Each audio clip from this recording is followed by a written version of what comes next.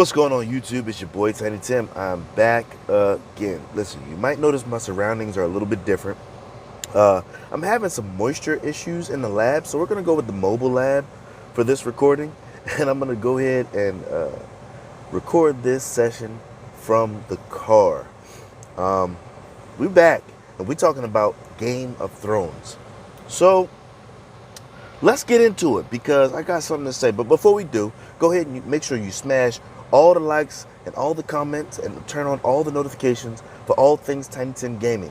That is IG, Twitter, TikTok, Facebook, Tiny Tim Gaming 3 on everything except YouTube and Facebook is Tiny Tim Gaming. Go ahead and make sure you smash the follow button. Make sure you hit subscribe. Make sure you are up to date on all your notifications and turn on the bell so you can make sure you can join the conversation as we talk about Game of Thrones and other things. So, as you can tell, ladies and gentlemen, from the title and from the intro, which took me a little bit of time and creativity, but we're talking about Game of Thrones, and I'm super duper excited. Like I'm a latecomer to the Game of Thrones rah-rah. I'm late. I'm late to the game, and I'm gonna tell you why. When this show, the original Game of Thrones came out, it aired during a time when I was knee deep in other shows. I was knee deep in Walking Dead and finishing up True Blood and finishing up a lot of other shows that I was interested in at the time, and I didn't have time to figure out what was going on in this show where allegedly some royalty and this. I didn't want to figure it out. I didn't want to know. I didn't care. But it wasn't until they announced that season 8 was officially coming out of Game of Thrones, and I was just like, you know what? Let me go ahead and try to binge it, try to figure out what's going on, and catch up, get me caught up to speed as far as who's who and what these memes that I see on Facebook and all over Instagram, what they mean. I really want to know I'm curious. I want to know what it means. So I binge watched the entire first 7 seasons, and I was up to date current watching week to week on season 8. And I will say this, I was highly disappointed on my first watch with season 8. As much of you were, it just didn't hit watching week to week. And it was a limited amount of episodes. They were longer episodes, but it was a limited amount of episodes, but it just didn't hit. But what I did do is I rewatched it straight through. And that was the most genuine way I could have watched it, because watching seasons 7 and 8 made me feel like 8 was already filmed and they just chopped it up and broke it up into 2 seasons. Why they didn't do an extended season, I don't know. But it felt like it was extended, and I did feel a lot better about the way the show ended and the way it progressed and a lot of the way the stories tied up for a lot of the characters and the way things ended felt better to me. I felt more at peace knowing that the show ended with a bigger purpose. And watching it again from beginning to end, season 1, episode 1, all the way to season 8, episode, wherever it ended, 8, 9, I felt a lot better with the way the continuity worked and not having waited 3. That's why a lot of y'all was mad. A lot of y'all was upset because you waited 3 years for a limited episode season just for it not to hit the same. And I feel you. There were a lot of characters that died sooner than they should have. A lot of characters that died later than they should have. A lot of pieces of the story that did not evolve or become apparent to us as viewers until like the second half of the last season. So I understand it. But now that I'm fully entrenched, I'm locked in, I'm fully balls deep into this fucking show, into the lore, into the families, the houses, and who married who and who had babies with who and who named what after who. I'm just excited. I'm excited to be back, and I'm ready to talk about it. So this episode of Tiny Reactions, again, is being filmed from the mobile lab. We here in the car, and we doing it raw and uncut with the headset and all that other stuff. We taking it back to my roots where I first used to record and sing and rap and all that stuff in the car. We're going to do that from the car. But we're going to talk about some things. And this episode of Tiny Reactions and the future episodes, I think I'm going to do a twofer. I'm going to do 5 episodes, 1 and 2, 3 and 4, 5 and 6, 7 and 8, 9 and 10. Okay? I'm going to do it like that so I can get all of the information. I want to make sure I catch everything. And with what I have going on in my main lab studio, it's going to be it's going to be optimal. So if you see this episode and I'm here in the mobile lab, episode 1 is talking about episode 1 of Tiny Reactions, Game of Thrones, House of the Dragon is going to be episode 1 and 2 of House of the Dragon. So I don't know. Did you keep up with that?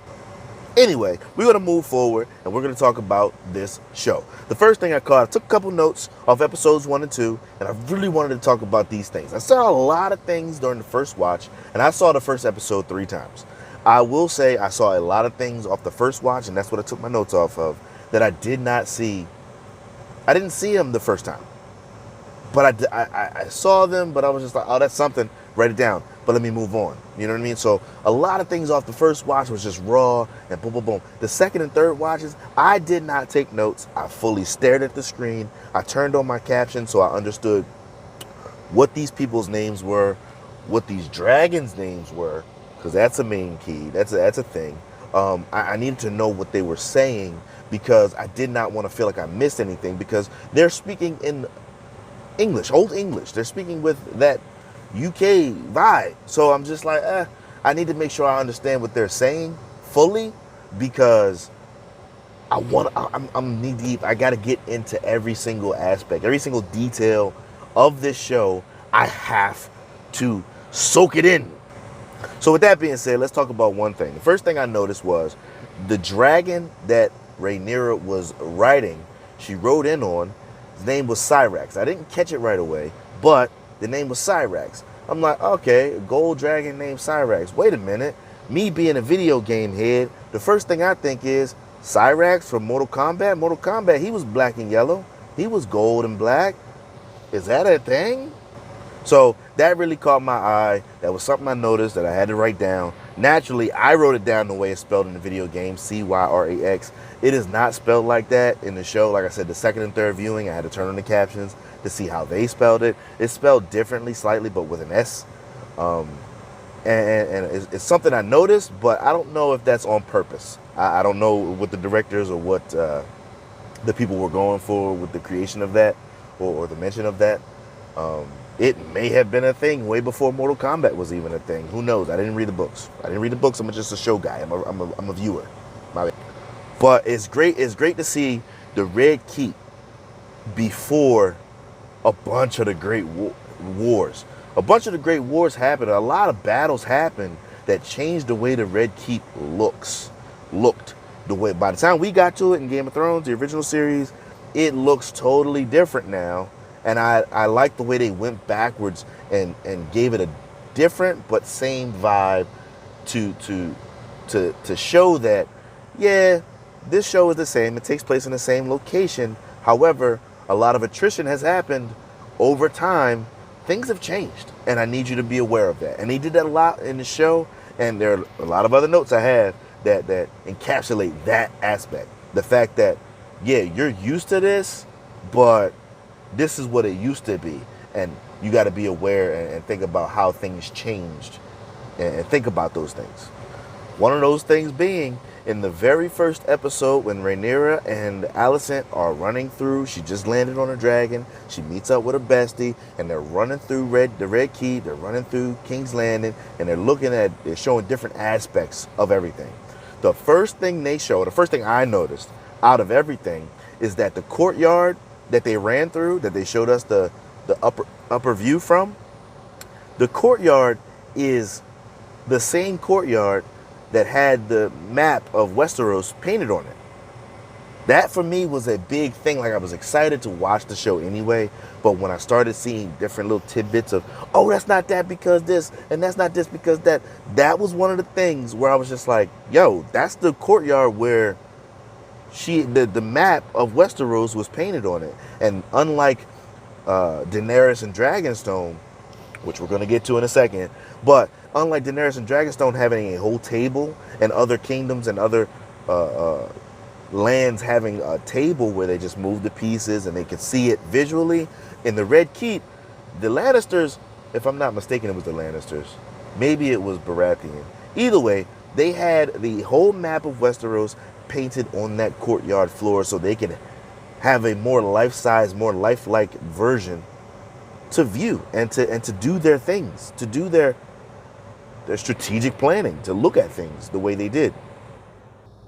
Now, this next tidbit, I really honed in on this. I caught this the very first watch, looked at it again the second watch, and the third watch I fast forwarded just to that part, just to make sure I wasn't tripping, because there's another part in episode 2 that's directly related to what I'm about to say. But we're fast forwarding a little bit to the king is talking to his maesters, and they're working on something on his back, and they say that it's grown since the last time we looked at it. It's grown. It's wild pus filled.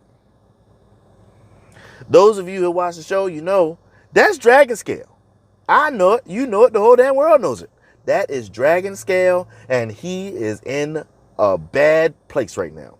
Now, at this point in time, 174 years before the Mad King, you have to understand that they did not understand dragon scale. The Grand Maesters, they didn't know nothing about dragon scale.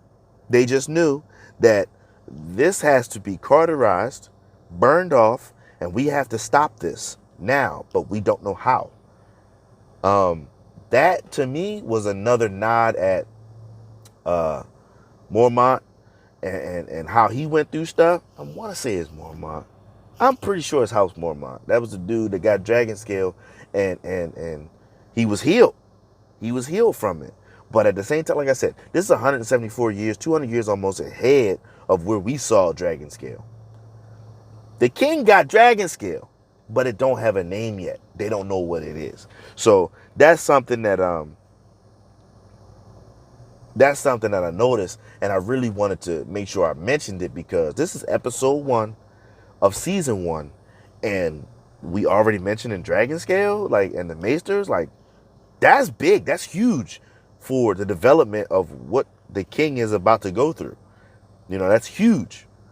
I can't wait to see how that unfolds and how that plays into the evolution of his heir, the evolution of the show, and a lot of the characters connected to him closely. Speaking of close connections, we're going to talk about his brother Daemon. Now, his brother Daemon is a nut, a whole asshole, okay?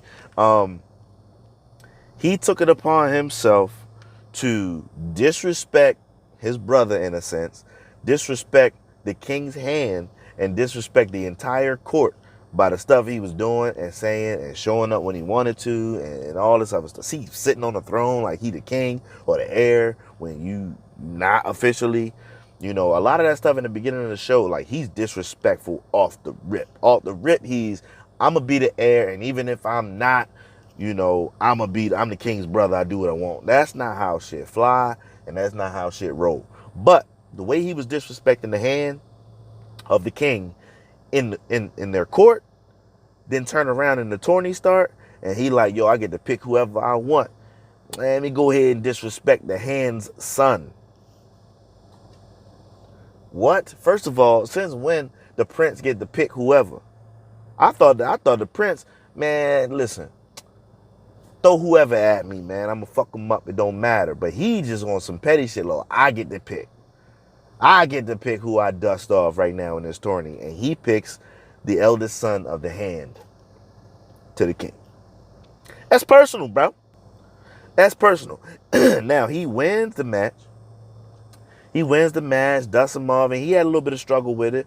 But he would go pick another opponent. Then here we go with the birth of the new heir during the tourney, and then it's like the montage, the way they did it, it was so not really ahead of its time, but it was a dope way they did it, as far as throwing the montage in, as far as like the king, the queen giving birth to the heir, while the next alleged heir, technically, if the king don't have a son, is technically Daemon. And this motherfucker's losing bad to Kristen Cole. So Kristen Cole, he getting dusted off by the Dornish cat, and it ain't looking good for the home team. But the way they had Daemon lose and yield to Kristen Cole, the exact moment that she gave birth which was so tragic. That was some fucked up shit. Like, King, you picked the birth of your child over your wife. Like, I love you, baby, but you got to go. This lineage is more important. I love you, but you got to go. I know this a son we about to have, but if it's between you and a son, you already said you ain't having no more. And you're right, because you got to go. But everything evolved and everything escalated to where it was supposed to be, and boom, it's a boy. For a couple hours. Listen, I thought that was fucked up. I'm like, all right, it's a boy. I thought it was gonna be some nut shit. Like, damn, Daemon lost. He embarrassed the House Targaryen, and they had a girl. That's a double edged, like, boom, boom, slap in the face, two times, pop, pop, right? But he lost. He has a boy. Boy's name is Balon, which, soon as I heard the name, I'm like, Balon, like Greyjoy? Interesting. How a lot of things are connected to everything else. Now, I ain't gonna put no green screens above me and none of that stuff and have family trees and all that. We ain't gonna do all that. We just gonna talk about it. We're gonna talk about it because y'all talking about it. I'm gonna talk about you.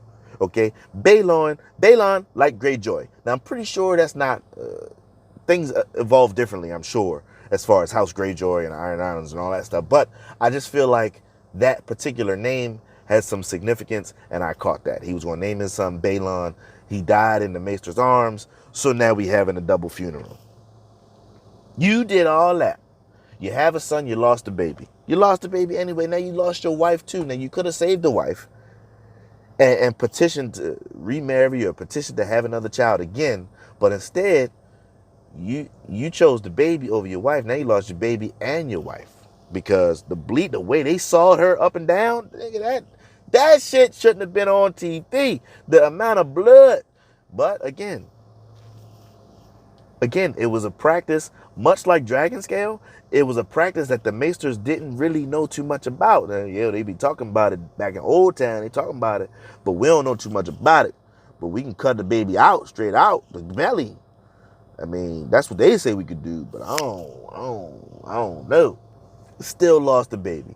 And then, with all this going on, you have the king and Rhaenyra, which, let's talk about her for a second. Rhaenyra, we're going to talk about her because this is the first time we see Dracarys. First episode.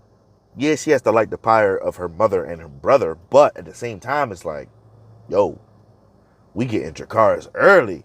We didn't see Dracarys until Daenerys took one of them slavers' bays. She took something where she just cooked the slavers and the masters. We didn't see that until, yeah, I think that's about it. Maybe sooner than that, but we didn't see that until later in the series. We seeing this Dracarys, episode 1. You know, I like that. I like that. Now, in the midst of all them mourning and Rhaenyra and the king and Daemon going through what they're going through, having lost the queen and the heir, a new prince, Balon, you got the nut-ass motherfucker, the hand, offering up his daughter to the king. And I'm going to call it just what it is. That's what it is. He offered her up. He's sitting in his studio writing his letters and writing his notes and what have you. Hey, you should go see the king and offer him some support and make sure you wear your mother's dress. Huh? That's the wrong time. You're at the wrong time to do that. That's the wrong time for that. But a little bit about the hand to the king, Mr. Otto, I really feel like he is going to be the equivalent to Littlefinger or Varys. Because the way he move is too stoic. He's sitting there like, he real calculated, yeah, king, but he's too fucking chill. Other than the time where homeboy got him riled up like, hey, yo, Daemon, you supposed to be over at the Vale with your ugly ass wife. My wife ugly, but if you want her, you can have her. Didn't you just lose a wife? When he said that and then the hand stood up, I'm like, damn, he disrespectful, Daemon. Daemon, you disrespectful. But Otto was ready to rumble him right there in the court. And I'm cool with that. But that's the most emotion we've seen out of him thus far. He is too calculating, which I understand why he's the hand to the king. I get that. But this move to just offer up your daughter, go ahead and send her some more support. Go sit talk with him. Go talk with him. Go talk to him. Like, damn, like, you just gonna offer her up like a piece of meat and continue writing your little letters or whatever. Dear John. That's what you just write. You writing your letters to people. I'm telling you, man, he up to something. When you talk about up to something, Lord Corlys and Princess Rhaenys, listen, they my favorite characters right now because of how low key they are. They in the cut. They just so and so. Yeah, but. I fuck with them because of that. But as I'm gonna talk about in a few minutes, they some nuts, bro. I fuck with them. Episode 1, and that's what we gonna stay at right now. Episode 1, I fuck with them, but there's some things that I'm missing. Not really missing, but I'm seeing that I'm just like, there's something else going on with them. They are too chill, but they're too overtly chill and like, yo, we chill, but we still know stuff. You know what I mean? Like they bother me to the point where I don't want to like them, but I do. One is black representation in the show.